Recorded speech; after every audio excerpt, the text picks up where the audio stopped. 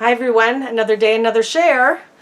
I have been racking my brain about what I would like to do for this video and everything, and it gets hard to come up with ideas that are new and innovative and different.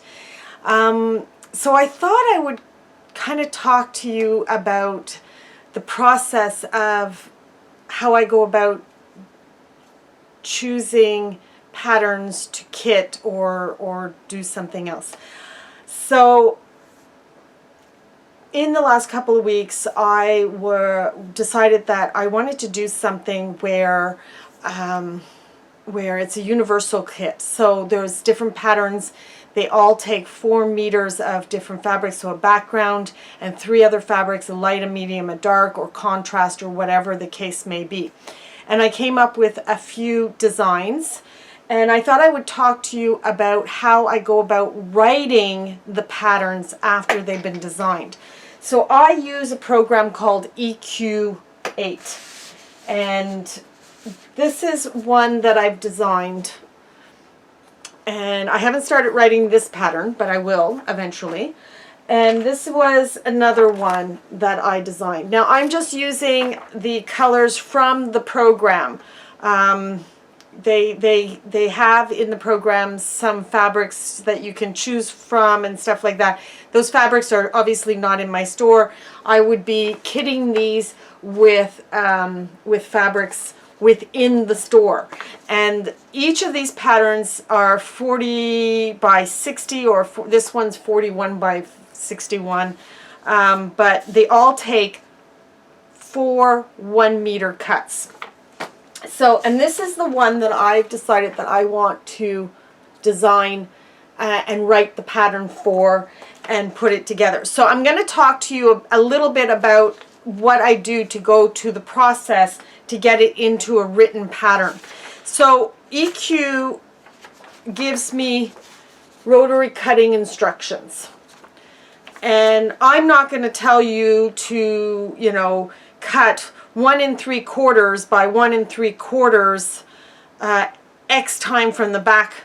And no, I'm going to rewrite it so the piecing is more easily done and you don't have a whole bunch of little pieces. You start with strips and whatever the case may be.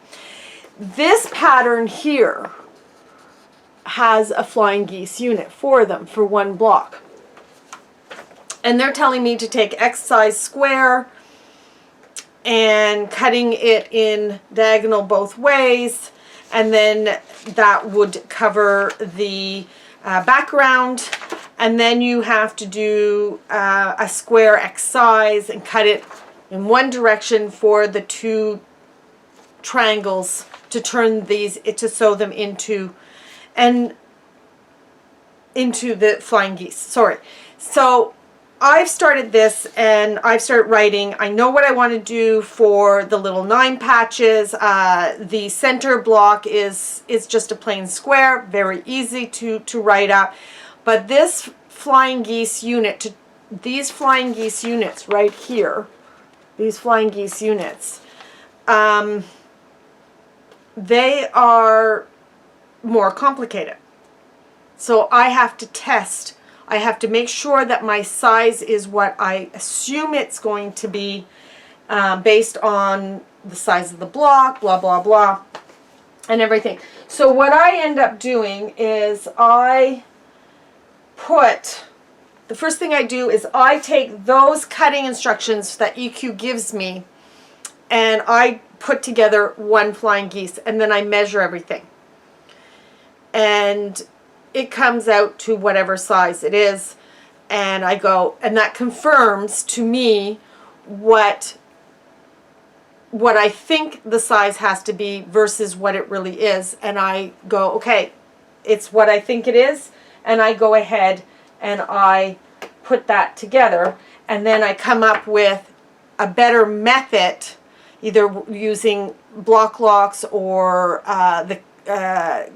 Deb Tucker's method with the wing clipper tools or whatever, to get what size I want and to be able to square it up.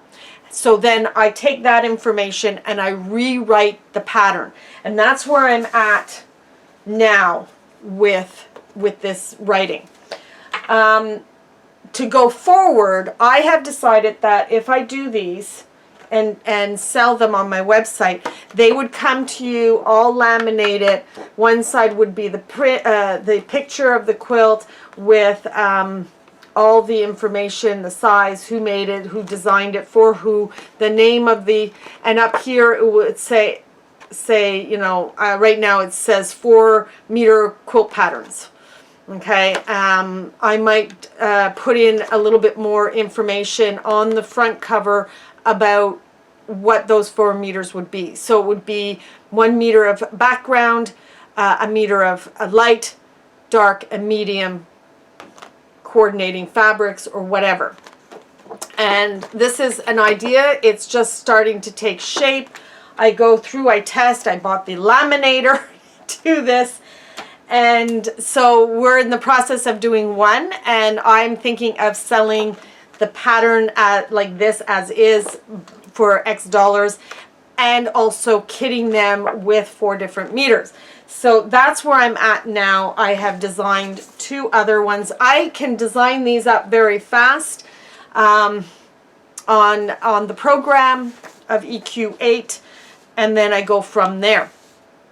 So this is where I'm at now, is trying to rewrite these patterns so it's the construction would be an easier construction by machine.